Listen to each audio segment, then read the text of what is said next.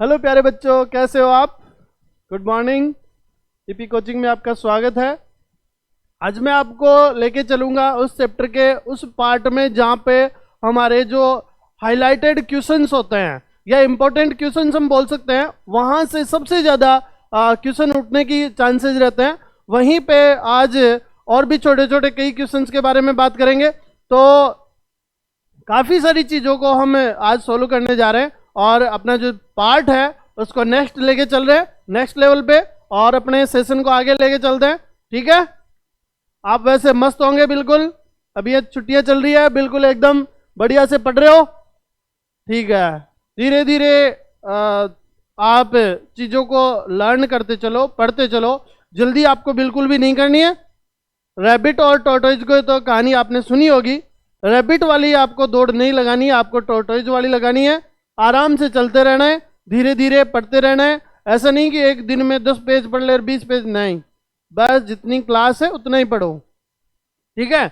उसको आराम से बुक खोलो, सामने बुक रखो एक तरफ आप उसमें मोबाइल में चालू करके रख लो, लैपटॉप में चालू करके रख लो, या फिर आप ऐसे कर लो कि पहले एक बार आपकी क्लास जो है, जो मैं आपकी क्लास ले रहा हूँ, उसको आप एक बार आराम से पढ़ लो पहले। उसके बाद में जो नेक्स्ट आपका जो रहेगा वो आपका रहेगा कि एक बार पढ़ने के बाद आप बुक में से पढ़ो, ताकि आपको और ज़्यादा समझ में आए। ठीक है? उसके बाद में हम दोबारा से आपको ये कोर्स करवाएंगे और उसमें रिवीजन में आपका पूरे नोट्स वगैरह सब कुछ आपको अवेलेबल करवा देंगे। अभी मैं नोट्स इसलिए अवेलेबल नहीं करवा रहा ताकि ये जो चीज़ें हैं वो छूट नहीं जाए कहीं पे। बच्चों के क्या होता है, बच्चों के पास बुक्स होती है, तो बुक्स होती है तो उसमें कई लाइनें ऐसी होती है या कई मीनिंग्स ऐसे होते हैं, स्पेलिंग्स ऐसी होती है जिनको हम चेक नहीं कर सकते, जिनसे हम देख नहीं सकते। तो उस पोजीशन में हम क्या करेंगे, उस पोजीशन में हमें पहले पूरी बुक्स को पढ़ना है, उसके बाद में नोट्स पढ़ेंगे, नोट्स पढ़ने के बाद में हम टेस्ट सीरीज करेंगे। ठीक है? आगे चालू करें। वी हैव अपना जो पॉइंट है उसका नाम क्या है? Land degradation and conservation measures. Land degradation क्या होता है? सबसे पहले तो डिग्रेडेशन क्या होता है? लैंड का अगर कोई पार्ट अगर खराब हो रहा है, लैंड को अगर कहीं पे खराब किया जा रहा है या पॉल्यूटेड किया जा रहा है या उसको कहीं ना कहीं उसका लॉस किया जा रहा है, उसमें हार्मफुल चीज़ें, हार्मफुल केमिकल्स डाले जा रहे हैं या किसी भी तरीके से उसको खराब किया जा रहा है, तो उसको हम बोलेंगे यहाँ पे डिग्रेडेशन। ठीक है? और कंजर्वेशन का मतलब होता है कि उन हार्मफुल चीज़ों से बचाना, उस पॉल्यूशन से बचाना, उसी को हम क्या कह देते हैं? उसी को हम कह देते हैं यहाँ पे कंजर्वेशन। समझ भी आ गई दोनों बातें? तो यहाँ पे हम पहले पढ़ते हैं इसको। We have shared about our land with the past generations and will have to do so with the future generation too. क्या कह रहा है यहाँ पे कि हम जो है वो इन रिसोर्सेज को पास्ट जनरेशन से लेके और फ्यूचर जनरेशन तक हमें इन रिसोर्सेज को संभाल के रखना है। ठीक है? फिर क्या कह रहे हैं? 95% of our basic needs for food, food मतलब खाने के लिए, शेल्टर मतलब रहने के लिए, क्लॉथ्स मतलब कपड़े, आर ऑब्टेन्ड गेन किए जाते हैं फ्रॉम लैंड।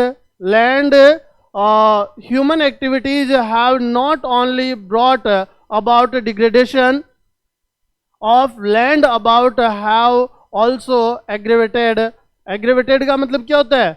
मतलब उसको निकालना। ठीक है? The pace of natural forces to cause damage to land, कि इन सारी चीज़ों के कारण से हमारी जो लैंड है वो भी क्या हो रही है? डिग्रेड हो रही है, खराब होती जा रही है।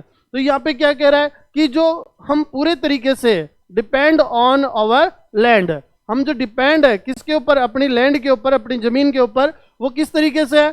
For satisfaction of our needs, for human food, food के लिए, शेल्टर मतलब रहने के लिए किसके ऊपर डिपेंड है? लैंड के ऊपर डिपेंड है, एंड क्लोथिंग मतलब कपड़ों के लिए। इन सारी चीज़ों के लिए हम किसके ऊपर डिपेंड है? हम पूरे तरीके से लैंड के ऊपर डिपेंड है। ठीक है? और हम इसको क्या कर रहे हैं? डैमेज भी करते जा रहे हैं। कैसे? कि इसमें से जो चीज़ें हम माइनिंग करते हैं, उसके अलावा जो पोल्यूटेड चीज़ें होती है, फैक्ट्रीज का पोल्यूशन, पोल्यूटेड जो वाटर होता है, वो अगर कहीं पे जाएगा तो क्या होगा? वहाँ पे ऑटोमेटिकली वो जो लैंड है वो डिग्रेड हो जाएगी, वो बरेन लैंड में चेंज हो जाएगी। वो अनफर्टिलिटी, उसकी जो फर्टिलिटी है वो लेस हो जाएगी, कम हो जाएगी। ठीक है, फिर क्या कह रहे हैं, some human activities such as deforestation. अब ये क्या होता है डिफोरेस्टेशन, मतलब पेड़ों को अगर हम ज्यादा काटते हैं, एक लिमिट तक अगर हमने 100 पेड़ अगर ग्रो किए हैं, लगाए हैं, और उनमें से अगर हम 20 पेड़ काट रहे हैं और 20 पेड़ नए लगा रहे हैं, तो हमारा जो है वो इकोलॉजिकल बैलेंस बना रहेगा। लेकिन हमने अगर 100 पेड़ लगाए, 100 पेड़ काट दिए, और उनसे भी ज्यादा काट रहे हैं, 100 लगाए थे आपने 300 काट दिए, 300 काट दिए, तो अब ये क्या होगा डिफोरेस्टेशन, मतलब पेड़ों की ज्यादा काटना, पेड़ों को ज्यादा काटना, एक लिमिट से ज्यादा काटने को ही हम क्या कहते हैं डिफोरेस्टेशन। ओवर ग्रेजिंग मतलब जानवरों को ज्यादा चराना, किसी भी जगह पे अगर जानवरों को बार बार आप वहां पे ग्रेजिंग करवाओगे तो ऑटोमेटिकली वो क्या हो जाएगी, जमीन खराब हो जाएगी। डिफोरेस्टेशन के कारण से भी क्या हो जाएगी, वो खराब हो जाती है। माइनिंग एंड क्यूरिंग, माइनिंग मतलब खोद के निकालना और उनको साफ सुथरा करना। वहां पे भी क्या होता है, अगर कहीं पे आप माइनिंग करोगे, खोद के निकालोगे, कोई भी माइन मिनरल्स है उनको निकालोगे तो उस जगह पे वो जो चारों तरफ की जगह है वो पूरी तरीके से बरेन लैंड हो जाएगी, या फिर उसकी फर्टिलिटी जो है वो बिल्कुल लेस हो जाएगी। फिर क्या कह रहे हैं, curing to have contributed significantly in land degradation, मतलब ये सारी जो चीजें हैं वो अपना अपना पार्ट दे रही है, मतलब ये पूरी चीजें इंक्लूड करते हैं, तो ये सब की सब चीजें हमारी लैंड को जो है वो डिग्रेडेशन करती है। समझ में आ गई बात आपको। Mining site are abandoned after excavation, work is complete, living deep scratch का मतलब खाड़ियां हो जाती है, ट्रेंचेज मतलब दरारें हो जाती हैं, खाड़ी और दरारें हो जाती है बड़ी बड़ी, किसके कारण से, माइनिंग के कारण से। Of our burdening in states like Jharkhand, Jharkhand जैसे कि अपना जो स्टेट है Jharkhand, Chhattisgarh, Madhya Pradesh and Orissa, deforestation due to mining have caused severe land degradation, मतलब यहाँ पे जो लैंड डिग्रेडेशन हो रही है वो यहाँ पे एक तो डिफोरेस्टेशन के कारण से हो रही है। कहाँ पे किस किस स्टेट का नाम बताया मैंने, झारखंड, छत्तीसगढ़, मध्य प्रदेश, झारखंड, छत्तीसगढ़, मध्य प्रदेश, उड़ीसा, झारखंड, मध्य प्रदेश, छत्तीसगढ़, उड़ीसा, ये जो अपनी जगह है वहां पर सबसे ज्यादा डिफोरेस्टेशन होता है, मतलब पेड़ों को ज्यादा काटा जाता है, और काटने के बाद में भी वहां पे क्या किया जाता है, माइनिंग की जाती है। उस कारण से वो जो जगह है वो पूरे तरीके से खराब हो चुकी है, पूरी तरीके से बरेन लैंड हो चुकी है। In states like Gujarat, Rajasthan, Madhya Pradesh and Maharashtra, over grazing is one of the main reason for land degradation. क्या कह रहे हैं यहाँ पे, ओवर ग्रेजिंग का मतलब कि आपने सुना होगा कि गुजरात, राजस्थान और महाराष्ट्र में सबसे ज्यादा जो है वो ह्यूज कैटल्स पाले जाते हैं। ह्यूज कैटल्स का मतलब क्या हो गया, भेड़ों का एक ह्यूज मतलब एक झुंड पाला जाता है, उसके अलावा बकरियों का एक झुंड पाला जाता है, उसके अलावा गायों का एक झुंड पाला जाता है, और उस झुंड को पूरे को कहाँ पे, खेतों में चराने के लिए लेके जाते हैं। भाई जो झुंड है वो ऐसे तो है नहीं कि एक को आप उसको फीडिंग के लिए चारा डाल दोगे, पाउडर डाल दोगे, तो वो तो पॉसिबल है नहीं, तो उसके लिए क्या करना पड़ेगा, उनको खेतों में ले जाना पड़ेगा, और जब खेतों में लेके जाएंगे तो क्या हो जाएगा, ऑटोमेटिकली क्या हो जाएगी, वो जो जगह, जिस जगह पे वो चरने जा रहे हैं, बार बार एक ही जगह पे जा रहे हैं, तो उसके कारण से वो लैंड डिग्रेडेशन हो जाएगा, लैंड वो पूरी तरीके से खराब हो जाएगी।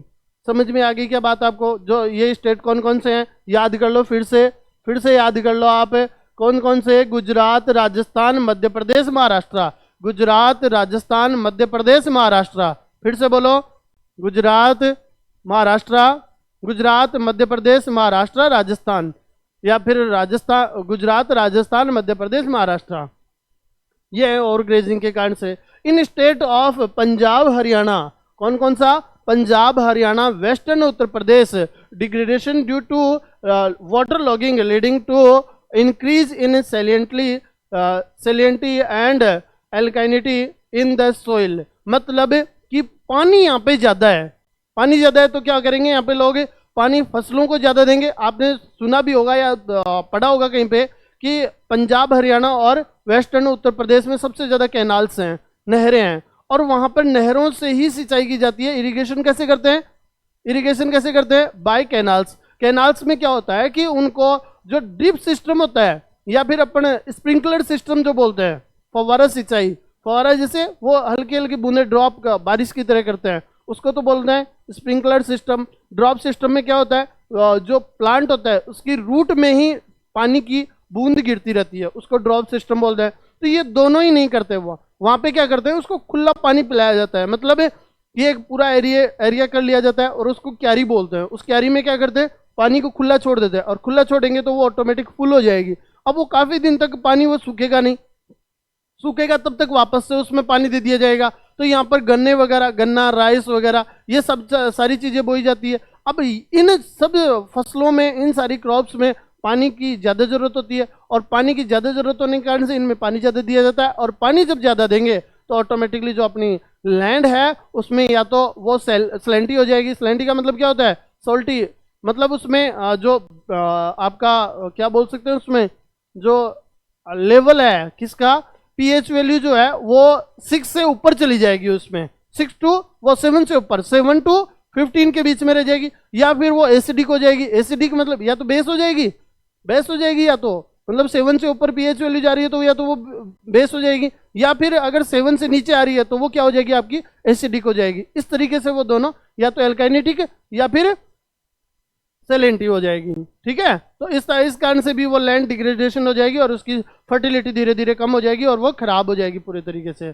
The mineral process like grinding of limestone for cement industry and calcite and soapstone. ये कैल्साइट क्या होता है, ये भी एक मतलब कैल्शियम और पोटेशियम से मिलके बना होता है, जिसको कैल्साइट बोलते हैं। और ये सब सारी जो चीजें हैं वो किसके काम में आते हैं, कहीं पे जैसे आपने देखा होगा मार्बल लगा होता है या कोटा स्टोन लगा होता है, जो जो ये स्टोन वगैरह होता है उनमें सबसे ज्यादा कैल्शियम, लाइमस्टोन कहाँ पे काम में लेते हैं, आपके सीमेंट बनाने में काम में आता है। चूना जिसको बोलते हैं। ग्राइंडिंग मतलब इनको तोड़ना। ठीक है, अभी देखो आगे क्या कह रहा है, generate huge quantity of dust. तो इनसे आपने सुना होगा कि किशनगढ़ में सबसे ज्यादा अच्छा क्या निकलता है, मार्बल निकलता है। तो वहां पे किशनगढ़ में आपने देखा, सुना भी होगा या देखा होगा, जो डस्ट पार्टिकल हैं वो इतने सारे हो गए, इतने ज्यादा हो गए कि वहां पर एक लेयर आ गई है उसकी, किसकी, डस्ट पार्टिकल की। किसकी आ गई है, डस्ट पार्टिकल की। और नए नए जो जोड़े जाते हैं या फिर शादी से पहले जो वहां पर प्री वेडिंग शूट किए जाते हैं, और वो उस धूल को उछालते हुए क्या दिखाते हैं कि हम तो भाई बर्फ में घूम रहे हैं, स्नो में घूम रहे हैं, हम तो कश्मीर की वादियों में घूम रहे हैं। तो ऐसा कुछ नहीं है, वो किशनगढ़ में प्री वेडिंग शूट किया जाता है। और वहां पर जो डस्ट है वो व्हाइट कलर की है, जो मार्बल से निकली हुई है। और वो मार्बल से निकली हुई डस्ट इतनी ज्यादा हो गई है कि उसकी एक मोटी सी लेयर बन चुकी है।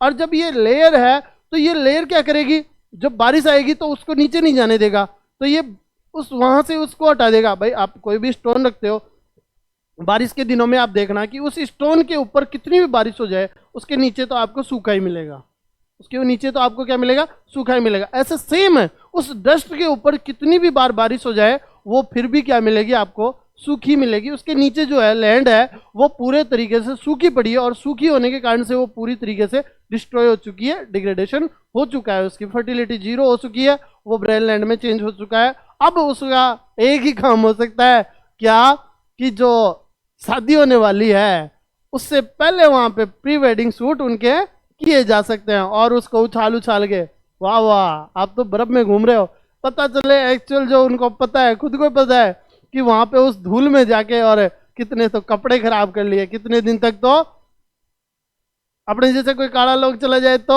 वहां पे तो गोरा बन के आए हैं। तो बिल्कुल व्हाइट कलर का वो पूरा डस्ट हो रखा है वहां पे भयंकर तरीके से, जो आपको दूर नहीं जाने की जरूरत है। किशनगढ़ रेनवाल का आपने नाम सुना होगा, और वहीं पे ये डेस्टिनेशन है। इट रिटायर्स, ये आपको बता दिया मैंने कि फ्लुएंट वाटर, और ये बता दिया मैंने कि pollution in many parts of the country, कि इस कारण से खूब सारा जो है वो क्या हो जाता है, आपकी जगह खराब हो जाती है। आगे देखते हैं, इसी में इधर रह गया थोड़ा सा आपका, ये देखते हैं पहले। There are many ways to solve the problems of land degradation, कि लैंड डिग्रेडेशन की जो खूब सारी प्रॉब्लम्स हैं उनको कई तरीके से हम सुधार सकते हैं। एफोरेस्टेशन, सबसे पहली बात है एफोरेस्टेशन का मतलब होता है आपने अगर 10 पेड़ लगाए तो 100 पेड़ लगा दो। 10 पेड़ लगाए हैं और उनको काट लिया आपने, तो आप उनकी एवज में कितने, उनकी जगह कितने 100 प्लांट्स ग्रो करवा दो, वो होता है एफोरेस्टेशन। डिफोरेस्टेशन, आपने लगाए 10 काटे 100, इसमें आपने काटे 10 लगाए 100। एफोरेस्टेशन डिफोरेस्टेशन समझ में आ गया। एफोरेस्टेशन क्या करता है, सॉइल फर्टिलिटी अच्छी बनाता है और सॉइल को कंजर्व करता है, सॉइल को बचाने का काम करता है। जबकि डिफोरेस्टेशन क्या करता है, लैंड को डिग्रेडेशन करने का काम करता है, ठीक है, खराब करने का काम करता है। फिर क्या कह रहा है, प्रॉपर मैनेजमेंट होना चाहिए किसका, ग्रेजिंग का होना चाहिए। उसके बाद में क्या कह रहा है, planting of shelter belts of plants, की जो प्लांट होते हैं उनको शेल्टर बेल्ट किसको बोलते हैं हम, शेल्टर बेल्ट किसको बोलते हैं, कि इस तरीके से प्लांट को लगाया जाए कि वहां पर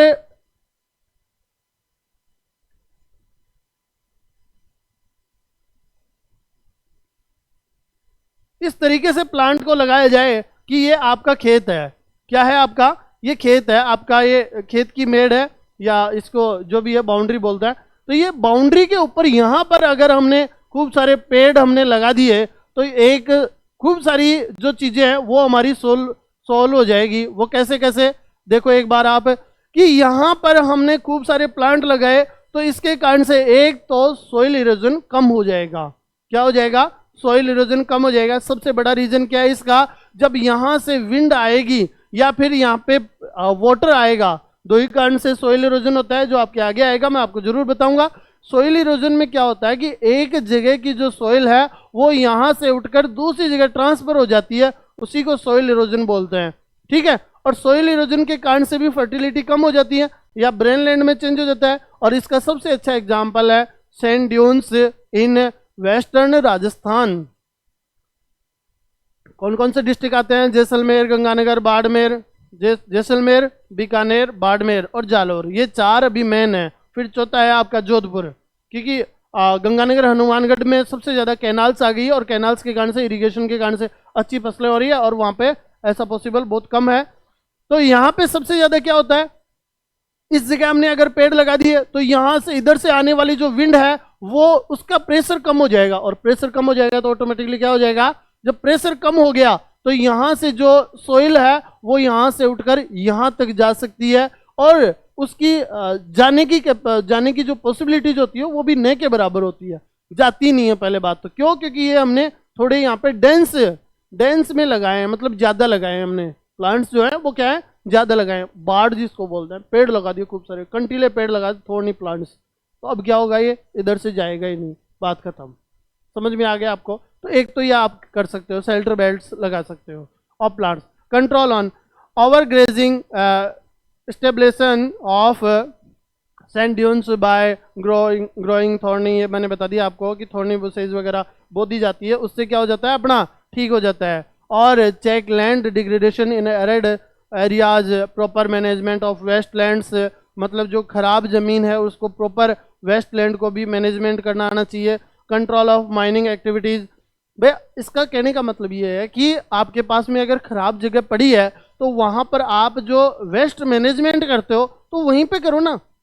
आप दूसरी जगह करोगे तो उसको भी खराब कर दिया, उसको भी खराब कर दिया, दोनों जगह खराब पड़ी है। अब आपने क्या किया, उस वेस्ट मैनेजमेंट को डिगिंग की, मतलब गड्ढा खोद के उस वेस्ट को दबा दिया, दबा के उसके ऊपर वापस से मिट्टी डाल दो। अब जो वेस्ट डाला है आपने वो काफी दिन के बाद में, साल 2 साल 10 साल 15 साल 20 साल, तो इनके बाद में क्या होगा, ये ऑटोमेटिकली ये डिकम्पोज हो जाएगा। जो आपने कचरा दबा है वो क्या हो जाएगा, डिकम्पोज हो जाएगा और उस सोइल की फर्टिलिटी भी अच्छी हो जाएगी। अब आप क्या करते हो, उस कचरे को पड़ोस के प्लॉट में डाल के आ जाते हो। अब वो प्लॉट में क्या होगा, उसको डिकम्पोज करने में टाइम लगेगा, तब तक आपको बदबू आती रहेगी, उसकी गंध आती रहेगी और वो आपको आपका जो घर का जो एनवायरनमेंट है उसको भी बढ़िया वाला कर देता है, सुगंधित बना देता है, फ्रेगनेंस आती है उससे बढ़िया बढ़िया सी है, कभी गले हुई सब्जी की, कभी किसकी। तो आप समझ ही गए इस चीज को। Proper discharge and dispose of industrial influence मतलब वो जो कचरा वगैरह होता है उनको बोलता है। After treatment and reduce land and water degradation in industrial and सब अर्बन एरियाज, मतलब कि जो पानी खराब होता है उसको भी किस तरीके से हम उसको मैनेजमेंट करते हैं, उसका प्रॉपर मैनेजमेंट होना चाहिए। ऐसे नहीं खुले में ले जाके छोड़ दिया चलो।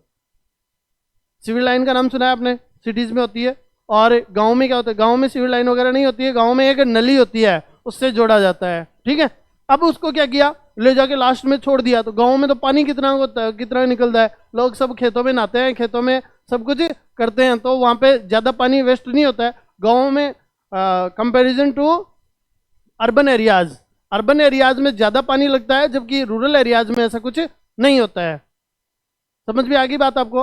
अर्बन एरियाज में क्या होता है कि जो सिविल लाइंस होती हैं उनको एक जगह प्रॉपर मैनेजमेंट या फिर वाटर प्यूरिफिकेशन लगाते हैं वहां पे, और फिर पानी को प्यूरिफाई करके वापस छोड़ते हैं, ताकि जो उसमें वेस्ट जो उसमें पार्टिकल्स हैं, जैसे कोई कचरा हो गया, बोतल हो गई, कोई प्लास्टिक की पॉलीथीन्स हो गई, तो उनको रोकने के लिए खूब सारी जालियां लगाते हैं। फिर वाटर ट्रीटमेंट प्लांट्स लगाए जाते हैं, जिससे वो पानी का जो कलर है वो भी थोड़ा साफ हो जाता है, और कलर अच्छा होने के बाद में पानी भी साफ हो जाता है, और उसको ऐसी जगह डाला जाता है जहां पर उससे किसी को परेशानी नहीं हो या फिर लैंड डिग्रेडेशन नहीं हो। अब अपना आता है soil as a resource. Soil अपने लिए एक रिसोर्स कैसे है भाई, हमने खूब सारी चीजें पढ़ ली, बता दिया यार, 3-4 क्लासों से लगे पड़े हैं इसके पीछे, ये वोर, ये हो गया यार, वो हो गया यार, इतने सारी चीजें हमने पढ़ ली, तो हमें ये तो पता होना चाहिए soil as a resource, soil एक रिसोर्स कैसे है वो भी हमें पता होना चाहिए कि नहीं होना चाहिए। तो यहाँ पे क्या कह रहा है, soil is the most important renewable natural resource. Soil क्या है आपका, एक मोस्ट इंपॉर्टेंट नेचुरल रिसोर्स है। It is the medium of plant growth and support different type of living organism on the earth. Earth के ऊपर अलग अलग type के जो लिविंग ऑर्गेनिज्म हैं उनको सपोर्ट करने का काम कौन करता है, सॉइल रिसोर्स करता है। The soil is a living system. Soil क्या है, एक लिविंग सिस्टम है। It take millions of year और to form soil up to a few centimeter in depth.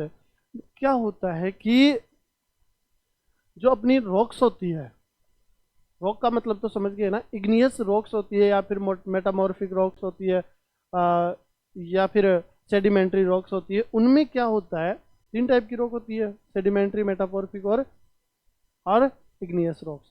अब इनमें होता क्या है कि ये जब रॉक्स होती है तो उनको छोटे छोटे पार्टिकल्स में टूटने लगती है वो ऑटोमेटिकली। और उसका टूटने का सबसे बड़ा बात यह है कि अगर टेम्परेचर, एक तो टेम्परेचर उनके ऊपर डिपेंड करता है, बट टेम्परेचर अच्छा खासा रहा तो वो क्या होगी, थोड़ी आपने देखा होगा एक चीज़ अगर पड़ी है तो वो धीरे धीरे वो उसका लेस होता जाता है, ठीक है। और चीज़ मान लो, एक स्टोन ही मान लो, आप ये कहोगे कि सर हमें तो पता ही नहीं चला, वो स्टोन तो जब पहले आज के 10 साल पहले डाला था वो भी आज भी वैसा ही है। नहीं, उसमें कुछ सेंटीमीटर कम हुआ है, वो आपको पता नहीं चलता है, आपने कौन से तो उसको वेट करके थोड़ी रखा था कि वेट करके रख दिया। तो यहाँ पे क्या होता है कि एक तो क्लाइमेट के कारण से, एक टेम्परेचर के कारण से, और एक होता है उसमें रॉक्स के फॉर्मेशन के कारण से। तो ये 3-4 जो चीजें हैं उनके कारण क्या होता है कि वो जो रॉक है वो टूट के, वो क्रैक होके वो एक जगह से फ्लो होना स्टार्ट हो जाता है, मतलब एक जगह से दूसरी जगह चला जाता है। और जब या तो हवा के मीडियम से या फिर पानी के मीडियम से, अब जब ये यहाँ पे निकल के गया है तो ये क्या करेगा, धीरे धीरे ये क्या करेगा, सोइल का जो लेवल है उसको बढ़ाने की कोशिश करेगा, ऐसे इसको लेवल को बढ़ाने की कोशिश करेगा। तो फ्यू सेंटीमीटर्स, मतलब कुछ सेंटीमीटर भी इंक्रीज होने में, सोइल इंक्रीज होने में काफ़ी मिलियंस ईयर लग जाते हैं। इसलिए हमें पता नहीं चलता है कि ये कैसे बनता है, क्या होता है, जबकि ये फॉर्मेशन ऑफ रॉक से होता है। किससे होता है, रॉक से होता है। रॉक की फॉर्मेशन से ये क्या बनता है, सोइल बनती है। रॉक के टूटने से, वेदरिंग के कारण से, रॉक के छोटे छोटे पार्टिकल्स में टूटने के कारण से क्या बनता है, इसका सोइल बनती है। तो ये देखो सब दे रखा है, climate, vegetation and other forms of life and time are important factor in the formation of soil. Various forces of nature such as change in temperature, actions of running water, wind and glaciers, activities of decomposers etcetera. Decomposers क्या करते हैं, आपने देखा होगा गाँव में या फिर सिटीज में भी जो डंपिंग यार्ड्स होते हैं वहाँ पे ले जाके किसी भी कोई भी जानवर मर गया है उसको ले जाके वहाँ पे डाल देंगे।